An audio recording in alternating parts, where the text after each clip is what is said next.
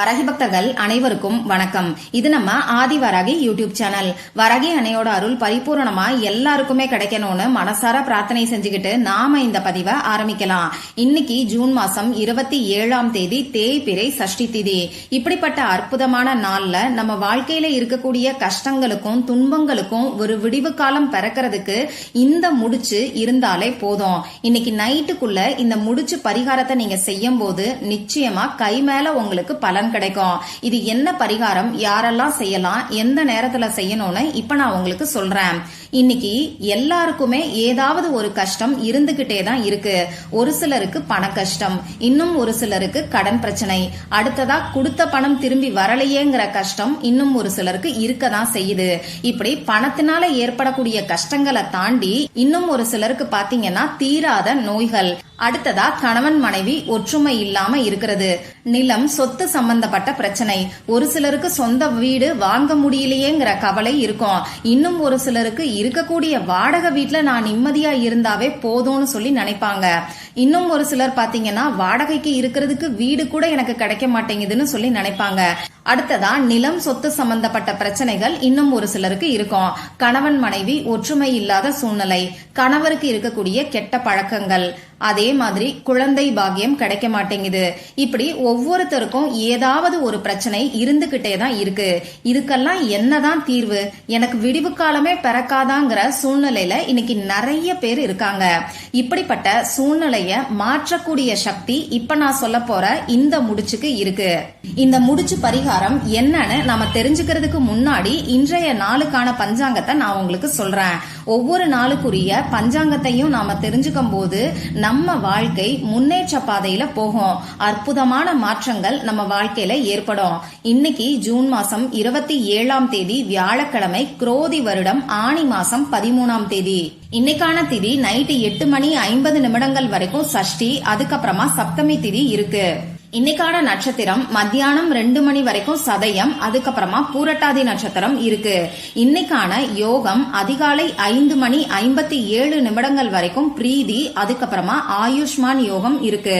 இன்னைக்கான கரணம் காலையில 10 மணி வரைக்கும் கரசை, நைட்டு 8:50 வரைக்கும் வனிசை, அதுக்கப்புறமா பத்திரை கரணமும் நமக்கு இருக்கு. சரி, இப்போ இந்த நாள்ல இருக்கக்கூடிய சிறப்புகள் என்னன்னு நான் உங்களுக்கு சொல்றேன். இன்னைக்கு நமக்கு சஷ்டி திதி. இது முருகப்பெருமானோட வழிபாட்டுக்கு உகந்த நாள். அடுத்ததா இன்னைக்கு தேதி 27. இந்த 27ல இருக்கக்கூடிய 2ஐயும் 7ஐயும் சேர்க்கும் போது நமக்கு 9ங்கிற நம்பர் வரும். இந்த 9ங்கிற நம்பர் செவ்வாய் பகவான் அங்காரகனுக்கு உகந்தது. அங்காரகனோட அதி தேவதை தான் நம்ம முருகப்பெருமான். அந்த வகையில முருகப்பெருமானோட வழிபாட்டுக்கு உகந்த சஷ்டி திதி வரக்கூடிய நாள்ல 9 கூட்டுத்தொகை வர்ற மாதிரியான தேதி வர்றது நமக்கு கூடுதல் சிறப்புன்னே சொல்லலாம். அதுலயும் இப்ப நமக்கு ஜூன் மாசம், இது 6வது மாசம். முருகப்பெருமானுக்கும் 6ங்கிற எண்ணுக்கும் அதீத தொடர்பு இருக்குன்னே சொல்லலாம். 6 முகம் கொண்டவர் முருகப்பெருமான். 6 கார்த்திகை பெண்களால வளர்க்கப்பட்டவர். 6 தீப்பொறிகள்ல இருந்து தோன்றினவர் தான் முருகப்பெருமான். அறுபடை வீடுகளுக்கு சொந்தக்காரர். இப்படி முருகப்பெருமானுக்கும் 6ங்கிற நம்பருக்கும் இருக்கக்கூடிய தொடர்பை சொல்லிக்கிட்டே போகலாம். அந்த வகையில இந்த நாள் நமக்கு ரொம்ப ரொம்ப சக்தி வாய்ந்த நாளா இருக்கு. இப்ப நமக்கு இருக்கக்கூடியது தேய்பிறை சஷ்டி திதிங்கிறதுனால நம்ம வாழ்க்கையில இருக்கக்கூடிய கஷ்டங்கள் எல்லாமே தீர்றதுக்கான வழிபாடுகளையும் பரிகாரங்களையும் நாம செய்யும் போது நிச்சயமா நமக்கு கை மேல பலன் கிடைக்கும். அந்த வகையில இப்ப நான் சொல்ல போற இந்த முடிச்சு பரிகாரத்தை யாரெல்லாம் செய்யலாம்னு பாத்தீங்கன்னா எல்லாருமே செய்யலாம். இன்னைக்கு எல்லாருக்குமே ஏதாவது ஒரு கஷ்டம் இருந்துகிட்டே தான் இருக்கு. அதுவும் தீர்க்க முடியாத கஷ்டமும் துன்பமும் இருந்துகிட்டே தான் இருக்கு. இப்படி தீரவே தீராத கஷ்டங்களுக்கெல்லாம் ஒரு விடிவு காலம் பிறக்கிறதுக்கு இந்த முடிச்சு பரிகாரத்தை இன்னைக்கு நீங்க தாராளமா செய்யலாம். இதுக்கு தேவையான பொருட்கள் என்னன்னு பாத்தீங்கன்னா நமக்கு ரெட் கலர்ல காட்டன் துணி தேவைப்படும். சிகப்பு நிற துணி சதுர வடிவத்துல கட் பண்ணி எடுத்துக்கோங்க. அடுத்ததா நமக்கு 11 ரூபாய் தேவைப்படும். 10 ரூபாய் 1 ரூபாயாவும் நீங்க எடுத்துக்கலாம். 2 5 ரூபாய் 1 ரூபாய் நாணயங்களாவும் நீங்க எடுத்துக்கலாம். உங்ககிட்ட எப்படி இருக்கோ அதை பொறுத்து 11 ரூபாய் நீங்க எடுத்துக்கோங்க. 1 ரூபாய் நாணயமா 11 ரூபாய் எடுத்துக்கலாமான்னு கேட்டீங்கன்னா இதுவும் நீங்க செய்யலாம். அடுத்ததா நமக்கு எழுதுறதுக்கு பேப்பர் தேவைப்படும். கோடு போடாத அன்ரூல்டு பேப்பரா எடுத்துக்கோங்க. இந்த பேப்பர்ல எழுதுறதுக்கு பேனா, sketch pen, marker, glitter pen இதுல ஏதாவது ஒண்ணு நமக்கு தேவைப்படும். ரெட் கலர்ல இங்கு வரக்கூடிய பேனாவை இந்த பரிகாரத்துக்கு நீங்க பயன்படுத்திக்கோங்க. ஏன்னா இந்த சிகப்பு நிறம் முருகப்பெருமானுக்கு உகந்தது. இப்ப நான் சொல்ல போற இந்த பரிகாரத்தை ஆண்கள், பெண்கள் யாரு வேணாலும் செய்யலாம். பிறப்பு தீட்டு, இறப்பு தீட்டு இருக்கிறவங்களும் தாராளமா செய்யலாம். பெண்களுக்கு மாதவிடாய் சமயமா இருந்தாலும் இந்த பரிகாரத்தை செய்யலாம். இன்னைக்கு நீங்க அசைவம் சாப்பிட்டு இருந்தாலும் இந்த பரிகாரத்தை செய்யலாம். நமக்கு எந்த விதமான கட்டுப்பாடுகளுமே இந்த பரிகாரத்துக்கு கிடையாது. ஆனா இந்த பரிகாரத்தை நீங்க உங்க வீட்ல இருந்து மட்டும்தான் செய்யணும். இப்ப நான் சொல்ல போற இந்த முடிச்சு பரிகாரத்தை இன்னைக்கு செவ்வாய் ஹோரையில செய்யும் போது நமக்கு கை மேல பலன் கிடைக்கும். ஏன்னா முன்னாடியே நான் சொன்ன மாதிரி தேதியில 9ங்கிற நம்பர் நமக்கு வர்றதுனால செவ்வாய் ஹோரை நேரத்துல செய்யும் போது நமக்கு அற்புதமான பலன்கள் கிடைக்கும்.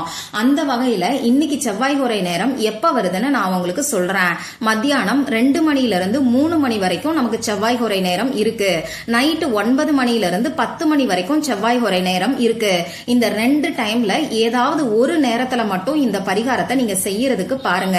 சுத்தமா இருக்கிறீங்கன்னா உங்க வீட்ல பூஜை அறைக்கு முன்னாடி உட்கார்ந்துகிட்டு இந்த பரிகாரத்தை நீங்க தாராளமா செய்யலாம். மத்தபடி உங்க வீட்ல பெட்ரூமை தவிர வேற எந்த இடத்துல உட்கார்ந்துகிட்டு வேணாலும் இந்த பரிகாரத்தை நீங்க செய்யலாம். இப்ப நான் சொன்ன குறிப்பிட்ட நேரத்துல உங்க முகம் கை காலை கழுவிட்டு வந்து அமைதியான ஒரு இடத்துல அமைதியான மனநிலையில உட்கார்ந்துக்கோங்க. முடிஞ்ச அளவுக்கு உங்க மொபைல் போன் எல்லாம் சைலண்ட்ல போட்டுட்டு எந்த விதமான டிஸ்டர்பன்ஸும் இல்லாம அமைதியா உட்கார்ந்துக்கோங்க. இந்த பரிகாரத்தை ஏதாவது ஒரே ஒரு வேண்டுதலுக்காக மட்டும்தான் நீங்க செய்யணும். ஒரே சமயத்துல 2-3 வேண்டுதலுக்காக செய்யக்கூடாது. அதே மாதிரி இந்த பரிகாரத்தை நீங்க உங்களுக்காகவும் செய்யலாம், உங்க ஃபேமிலி மெம்பர்ஸ்க்காகவும் செய்யலாம். ஆனா ஒரு டைம்ல ஒரே ஒருத்தருக்காக மட்டும்தான் செய்யணும். சப்போஸ் உங்களுக்கு 2-3 வேண்டுதல் இருக்குன்னா இன்னைக்கு ஏதாவது ஒரு வேண்டுதலுக்காக இந்த பரிகாரத்தை நீங்க செய்யுங்க.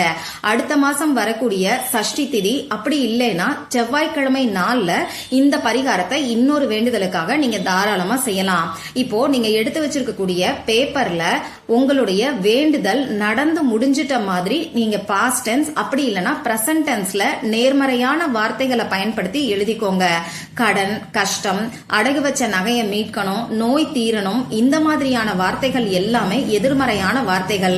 கடன் இருக்கிறவங்களும் அடகு வச்ச நகையை மீட்கணும்னு நினைக்கிறவங்களும் கொடுத்த பணம் திரும்பி வரணும்னு நினைக்கிறவங்களும் எனக்கு பணவரவு அதிகரித்து விட்டது அப்படின்னு சொல்லி எழுதிக்கோங்க. இந்த இடத்துல எனக்குங்கிறதுக்கு பதிலா நீங்க யாருக்காக செய்யறீங்களோ அவங்களோட பெயரை எழுதிக்கோங்க. உங்களுக்காக செய்யறீங்கன்னா எனக்குன்னு சொல்லி எழுதிக்கோங்க. இப்போ நோய்கள் இருக்கிறவங்க நான் ஆரோக்கியமாக இருக்கிறேன் அப்படின்னு சொல்லி எழுதிக்கோங்க. வேலை வேணும்னு நினைக்கிறவங்க நான் நினைத்த வேலை நினைத்த சம்பளத்தில் எனக்கு கிடைத்து விட்டது.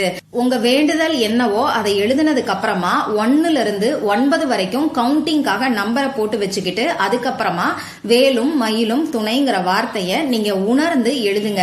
இந்த பரிகாரத்தை செய்ய ஆரம்பிக்கிறதுக்கு முன்னாடியே உங்க குலதெய்வத்துக்கிட்டையும் முருகப்பெருமான் கிட்டையும் உங்களுக்கு இருக்கக்கூடிய கஷ்டத்தை சொல்லி அதற்கான தீர்வு கிடைக்கணும்னு சொல்லி பிரார்த்தனை செஞ்சுக்கிட்டு அதுக்கப்புறமா இந்த பரிகாரத்தை செய்ய ஆரம்பிங்க.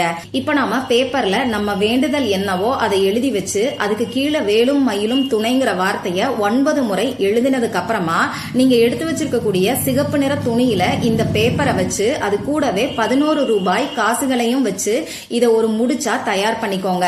இந்த முடிச்ச உங்க கையில வச்சுக்கிட்டு திரும்பியும் ஒரு தடவை முருகப்பெருமான் கிட்ட மனசார பிரார்த்தனை செஞ்சுக்கிட்டு இந்த முடிச்ச பத்திரமா குப்பை இல்லாத சுத்தமான ஏதாவது ஒரு இடத்துல வச்சிருங்க. உங்க பூஜை அறையிலையும் நீங்க வைக்கலாம். அப்படி இல்லைன்னா பீரோல பணம் வைக்கக்கூடிய இடத்துலயும் நீங்க வச்சுக்கலாம்.